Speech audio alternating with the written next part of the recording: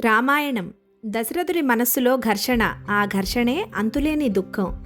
రాముణ్ణి రాజుని చేస్తే రఘువంశ ధర్మాన్ని కాపాడినవాడవుతాడు.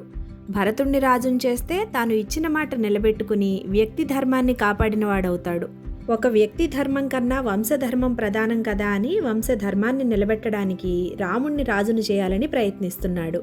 అంటే తను మాట తప్పినవాడని అనిపించుకున్నా పర్వాలేదు, తన వంశంలో తరతరాలుగా పెద్ద కుమారుడే రాజవుతున్న ధర్మాన్ని నిలబెట్టాలనుకుంటున్నాడు. ధర్మో రక్షతి రక్షితః అంటే ధర్మాన్ని రక్షిస్తే ధర్మం మనల్ని రక్షిస్తుంది.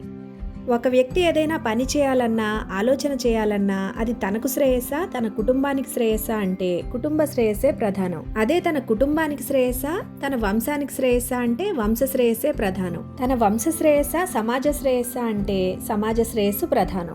సమాజానికి శ్రేయస్సా దేశానికి శ్రేయస్సా అంటే దేశ శ్రేయస్సు ప్రధానం. దేశ శ్రేయస్సా ప్రపంచ శ్రేయస్సా అంటే ప్రపంచ శ్రేయస్సే ప్రధానం. అదే ధర్మం. ఆ ధర్మాన్ని మనం కాపాడితే ధర్మం మనల్ని కాపాడుతుంది.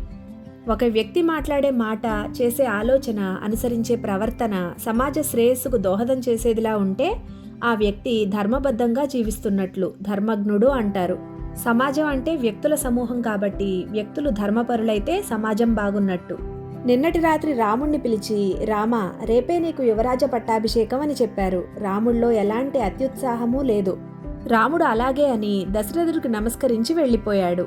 మరోరోజు ఉదయం పిలిచి, నువ్వు రాజువు కాదు, భరతుణ్ణి చేయాలనుకుంటున్నాము, నువ్వు అరణ్యానికి వెళ్లాల్సి ఉంటుంది అంటున్నారు. రాముడి ముఖంలో ఎలాంటి దిగులు లేదు. అలాగే అని కైకేయికి నమస్కరించి వెళ్ళిపోయాడు.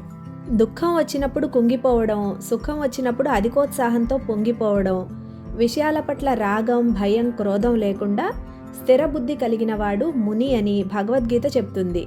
రాముడిలో ఈ లక్షణాలు మనకు చాలా స్పష్టంగా కనిపిస్తాయి. భగవంతుణ్ణి ఆరాధించడం అంటే ఆయన లక్షణాలను ఆరాధించడం అనే కదా.